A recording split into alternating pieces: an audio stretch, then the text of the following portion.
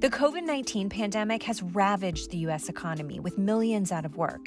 And much like underwire and microblading, it's disproportionately hurting women. Economist Olga Shurkoff told me why. Since February 2020, about 2.5 million women left the workforce. 2.5 million. That's right. 80% of net job losses. Wow, even when it comes to unemployment, women are overachieving. For decades, women have been chipping away at the glass ceiling, joining the labor force in greater numbers with each year, until the pandemic, which has reduced the percentage of working women to 1988 levels. The question is, why is this happening? Well, my interview with Dr. Darshana Mathalingam provided one compelling reason why. The pandemic is one of the reasons that I just needed to step back from my research. We lost childcare for several months. Sorry, I couldn't quite hear. There was a bit of something in the background. That's my 3-year-old son with a Lego train car. Sorry, hold on. No, I think it's my background. Is that the trash compactor? There better not be any Ninjagos in there. There were Ninjagos in there.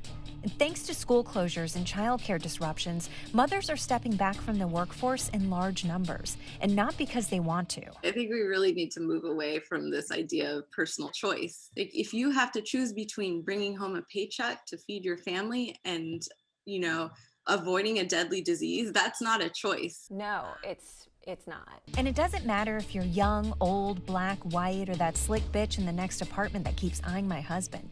This affects you. My research has been focused on infectious disease and incarcerated populations. And so I was looking at sort of how can we improve testing and support for these individuals who are very vulnerable to getting infected. So you were researching COVID and you had to take a step back?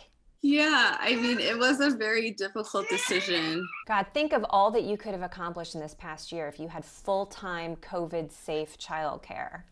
Like, I know for me, I just know I would have been able to finish my one-woman show from home, Homelton. My whole life is in this room where it happens, this room where it happens, this room where it happens. Yeah, art is important. So millions of women have just spent a year stuck at home, or workshopping our dream projects with our kids instead of with audiences or producers.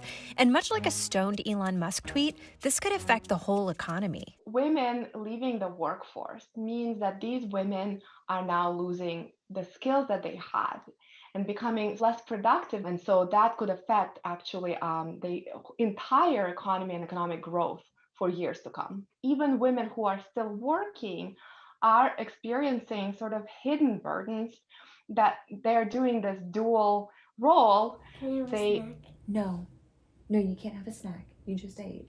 You can't have a snack. They have to work and at the same time take care of their children. And so there are also mental health repercussions. Something's got to give. Hey babe, can he have a snack? No, he can't have a snack. So how do we fix this before moms across America just lose it?